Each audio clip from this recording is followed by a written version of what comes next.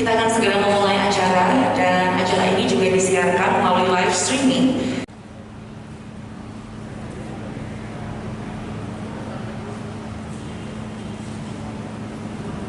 Lengkap dapat diubah menjadi mode pesawat atau mode senyap agar tidak mengganggu perjalanan acara kita di hari ini.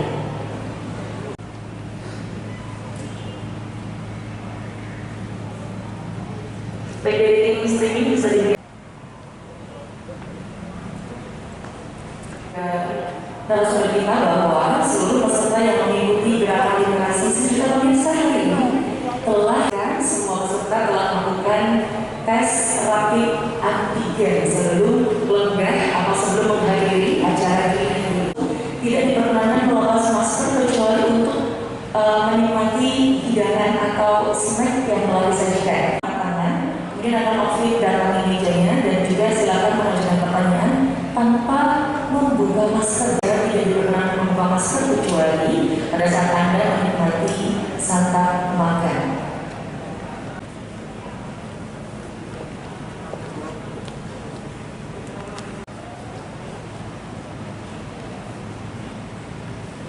Saya hormati Wakil Ketua Komisi 1 DPR Indonesia, Direktur Program MNC, Direktur Lembaga Pers, dan yang berbahagia. Perkembangan teknologi informasi dan komunikasi yang pesat saat ini memberikan dampak baik positif maupun negatif. Dampak positifnya adalah masyarakat mendapatkan informasi dengan mudah, murah, cepat, kapanpun dan dimanapun. Tetapi dampak negatif yang ditimbulkan adalah munculnya peredaran informasi bohong atau hoax maupun penyalahgunaan informasi. Guna menghadapi hal tersebut, peningkatan kemampuan literasi masyarakat sangat diperlukan guna memberikan bekal keterampilan kepada masyarakat untuk dapat memilah dan memilih informasi yang benar, sehingga tidak mudah terpengaruhi jika informasi yang disampaikan tidak sesuai dengan norma yang ada. Dengan adanya gerakan literasi sejuta pemirsa, diharapkan dapat menambah dan mengembangkan kemampuan sikap kritis masyarakat, khususnya televisi dan radio. Selain itu juga mengajak publik untuk melakukan pengawasan dan peningkatan kualitas siaran televisi dan radio, sehingga terciptalah siaran televisi dan radio yang sehat, mencerdaskan dan bermartabat. Literasi media kepada publik harus terus digaungkan secara masif seiring derasnya arus informasi, karena dengan membekali masyarakat kemampuan literasi merupakan salah satu cara melindungi bangsa dari konten negatif seperti hoax, hate speech, pornografi, kekerasan yang potensial hadir sebagai akibat dari kemajuan teknologi. Sekian, terima kasih. Wassalamualaikum warahmatullahi wabarakatuh.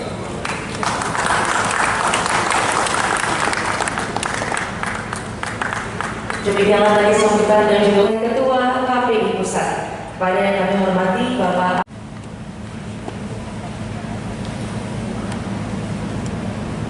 Assalamualaikum warahmatullahi wabarakatuh. Shalom, salam sejahtera untuk kita semua. Om Swastiastu, Namo Buddhaya, salam kebajikan. Tugas yang sangat besar untuk mengawasi televisi dan radio. Ibu dan Bapak yang saya hormati, Komisi Penyiaran Indonesia dibuat atas dasar Undang-Undang 32 tahun 2002. Undang-undang ini mengamanatkan ataupun memberi tugas kepada KPI untuk menciptakan generasi yang beriman dan takwa, kemudian generasi yang cerdas. Karena televisi dan radio dianggap memberikan pengaruh yang sangat besar kepada masyarakat melalui tontonan. Jadi Undang-Undang 32 merupakan turunan dari Undang-Undang Dasar 1945, yaitu mencerdaskan kehidupan bangsa. Dan salah satu amanah di Undang-Undang Dasar itu masuk di dalam Undang-Undang 32 tahun 2000. Jadi memang tugas Komisi Penyiaran Indonesia itu maha berat, sangat berat. Ibu dan Bapak yang saya hormati, televisi sebagaimana tadi dikatakan oleh Mas Gibran itu punya pengaruh yang sangat besar. Tidak hanya informasi yang bisa jadi mengandung hoax, tetapi juga tontonan lainnya itu bisa kemudian menyebabkan penonton itu terpengaruh terhadap tontonan televisi yang kurang baik. Tadi saya sebutkan, salah satu tugas Komisi Penyiaran Indonesia adalah mengawasi tontonan itu. 24 jam Komisi Penyiaran Indonesia mengawasi siaran televisi. Nah, selain itu, Ibu dan Bapak yang saya hormati, Komisi Penyiaran Indonesia juga membuat literasi. Namanya adalah Gerakan Literasi Sudah Pemirsa. Kenapa Komisi Penyiaran Indonesia membuat literasi? Karena kita ingin membentuk penonton yang cerdas, sehingga penonton itu sendiri dapat memilah dan memilih tontonan, mana tontonan yang baik dan mana tontonan yang tidak. Jadi remote itu ketika dipegang oleh penonton yang cerdas, maka remote itu akan sangat bermanfaat. Dalam konteks itulah literasi ini dibuat. Ibu dan Bapak yang saya hormati, semoga acara ini dapat bermanfaat untuk kita semua, dan semoga kehadiran dari Mas Ganjar, Mas Gibran Rakabuming, dan kemudian Bapak Abdul Haris ini bisa memberikan semangat kepada kita semua dan memberikan pengaruh yang besar agar literasi dapat mencapai tujuannya dan agar penonton kemudian dapat memilih dan memilah tontonan yang baik. Terima kasih. Shalom, salam sejahtera untuk kita semua. Wassalamualaikum warahmatullahi wabarakatuh. Saya selaku Ketua KPU Pusat membuka acara Gerakan Literasi Sejuta Pemirsa. Dan dengan keterangan resmi sudah terbuka acara Gerakan Literasi Sejuta Pemirsa. Terima kasih Bapak telah membuka acara di hari ini. Hadirin FIB, kepada yang terhormat kami persilakan.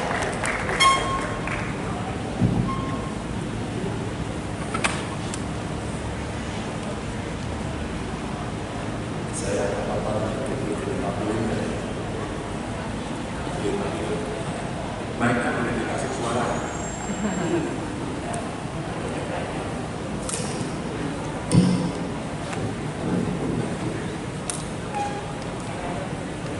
Assalamualaikum warahmatullahi wabarakatuh. Selamat pagi, salam sejahtera untuk kita semua, Mas Haris. Selamat datang dan terima kasih. Ini teman sepeda saya, teman SMP kelas 11. Mas Agung, terima kasih sudah membuka acara ini. Beliau teman saya waktu kuliah pasca sarjana dan selalu ranking 1. Mahasiswanya kira-kira saat itu sekitar 32 dan saya yang ranking 32. Mas Gibran, terima kasih sudah memberikan fasilitas dan tentu teman-teman KPI dan semua yang hadir hari ini. Bapak Ibu sekalian yang sangat saya hormati, pada dimensi penyiaran digital yang hari ini menjadi PR kita semuanya, di mana perubahan infrastrukturnya menuju digital, bahasa Jawa itu berani. Kalau perubahannya tidak kita ikuti dengan cepat, semua tidak fitting, semua tidak bisa menyesuaikan, dilimbas semuanya.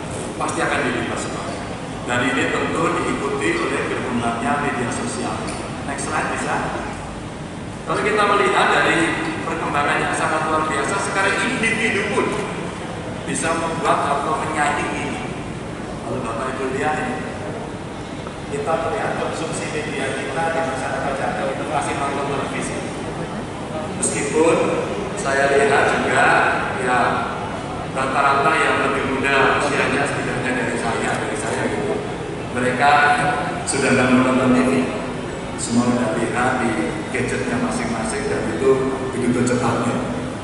Media online, media sosial itu masih menjadi apa namanya idola. Jadi di sanalah persaingan itu terjadi. Maka rasa-rasanya teman-teman di komisi penyiaran sekarang katanya telinganya mesti melotot mendengarkan kemana-mana. Karena silatnya masyarakat sekarang juga mendapatkan ruang yang jauh lebih banyak. Next. Dan ada persentase penggunaan media sosial. Kalau kita lihat Bapak Ibu, Facebook itu masih juara. Lalu ada Instagram, ada Twitter. Maka kalau kemudian orang menggunakan media sosial seperti Facebook, hari ini mereka sudah mengoptimalkan bagaimana mereka berkomunikasi dengan baik. Dan apa yang terjadi? Facebook tidak hanya media untuk berjejaring, sekarang jualan juga lewat Facebook. Tapi jangan salah ya, mau popularitaskan atau branding juga Facebook, tapi hoax juga ada di sana.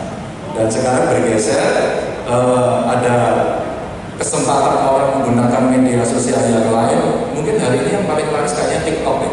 TikTok itu sekarang lagi laris. Next. Nah, tadi ada pesan kemudian meningkatkan literasi seperti apa? Menurut saya ini mesti cerdas bermedia. Kira-kira yang menggunakan medianya mesti cerdas ya. Saluran komunikasi, edukasi, hiburannya sepositif apa, sebaik apa. Narasinya biasanya akan diikuti oleh kepentingan-kepentingan yang diinginkan oleh mereka yang posting. Apapun yang terjadi. Kejadian bom di Makassar kemarin, saya kira saya respect betul sama Pak Wali Kotanya. Jangan sebarkan. Tapi udah tersebar sebelumnya, sebelum ngomong udah tersebar. Dan tentu bahasanya ya cukup menjijikan kita melihat kondisi itu. Pengaruh itu akan bisa ke anak-anak kita kalau kita tidak bisa mengedukasi dengan baik. Karena anak kita akan membaca dengan berbagai perspektifnya sendiri-sendiri dan persepsinya sendiri-sendiri. Maka wali kota mengatakan waktu itu jangan sebarkan, itu menurut saya cara yang paling baik. Lalu cerdas memilih informasi, teliti, cermat, ya. Karena kalau kita tidak bisa memilih dan memilah, maka kita bisa terjebak di sana.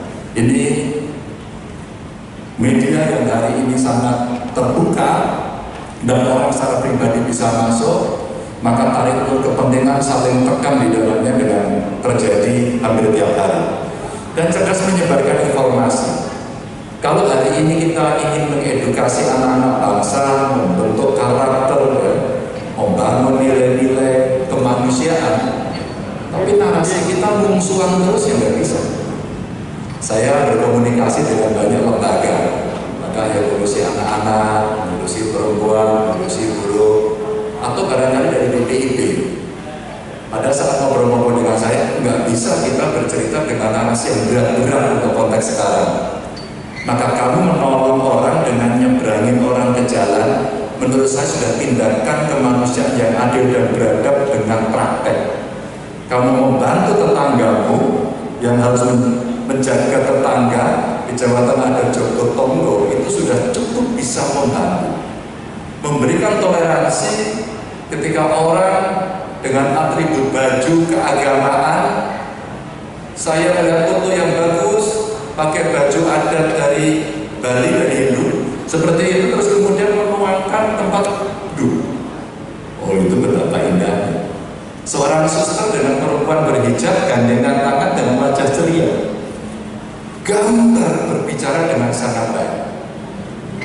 Gak tahu kenapa saya mengikuti perkembangan itu umpama di Tiongkok. Tiap hari narasi positif itu diberikan melalui Kalau semua ceritanya tentang kebaikan, orang buang sampah dengan semena-mena ditolong, sampahnya diambil dimasukin. Sebenarnya ini cerita yang menurut saya Pancasila sekali. Artinya apa? Dalam konteks kita cerdas untuk menyebarkan ini, orang baik harus masuk ke seluruh media dan menyebarkan kebaikan ini. Kalau narasinya positif terus, maka yang terjadi adalah orang optimis. Kita akan mampu menyelesaikan persoalan ini. Kalau statementnya besok dilarang mudik dan besok mudik ditiadakan, kemudian dua diksi ini dihadap-hadapkan, maka pada saat itu yang cerita adalah pertentangan.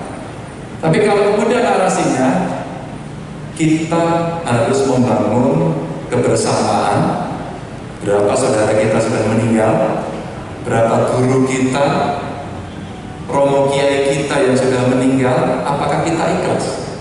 Apakah tidak bisa kita mengerem? Karena setiap kerumunan yang banyak pasti, sekali lagi, pasti akan meningkatkan kasus positif COVID. Narasi ini perlu dibangun untuk memberikan kesadaran. Saya melihat Presiden sudah memberikan keputusan-keputusan dengan memberikan data sains untuk diolah. Sama saya melihat waktu pidatonya Angela Merkel juga sama. Jadi mengapil kepada masyarakat di Jerman sana juga dengan membuat narasi-narasi yang baik, sehingga ketika kita menyebarkan informasi pun kita harapkan masyarakat juga bisa memberikan narasi yang baik. Saya mendorong pemerintah, minimal dari pemerintah provinsi atau teman-teman yang di Jawa Tengah, yuk kita buat itu ya. Sehingga saya mewajibkan OPD bermedsos, sehingga tiap hari mereka akan menyampaikan kinerjanya atau merespon. Maka Mas Gibran begitu dilantik, hari kedua sudah menampilkan kalau masyarakat Solo mau lapor di sini tempatnya, langsung seketika. Tentu ada orang yang merasa oke, sekarang ada tempat untuk melapor. Tapi sisi yang lain yang sinis akan mengatakan, responnya juga lama. Karena apa istilah orangnya? Orang kanti itu orang sabar gitu ya Mas. Nggak sabar, orang pengennya itu langsung semuanya tas, seolah-olah kerja seperti robot, padahal tidak. Nah ini kita sampaikan dan cerdas menyikapi informasi. Inilah kemudian literasi semacam ini yang menurut saya penting. Tapi kalau ruangnya sangat terbatas begini, tidak ada amplifikasi ke dalam media-media yang menjadi pilihan rakyat, ini tidak akan menjadi apa-apa. Maka kalau kemudian banyak kamera di sini, ada orang yang kemudian mengelola informasi ini dan disebarkan sedemikian cepatnya, maka pada saat itulah publik melihat. Saya kira Mas Gibran saya ini orang yang sudah mengikuti debat-debat di panggung pada saat kontestasi pilkada. Banyak pengamat pollster itu sampai nyatet pada saat debat perdebatannya apa, terus kemudian langsung di-share dalam waktu sekian detik. Bahkan kemudian kesalahan-kesalahan kita, kesalahan kami yang ikut berdebat itu ditunjukkan. Dan biasanya kalau itu berkaitan dengan data, maka peer-to-peer datanya disampaikan, oh Ganjar ngawur gitu. Karena yang Anda omongkan tidak sama dengan datanya yang bersumber dari ini. Artinya, makin hari orang untuk ditantang menjadi cerdas. Ketika mau menyampaikan sesuatu, mereka pun mesti hati-hati. Lanjut. Dan cerdas menggunakan media ini, ada dokumentasi, ada hiburan, bagaimana mencari informasi, bagaimana ada nilai tambah untuk iklan dan sebagainya.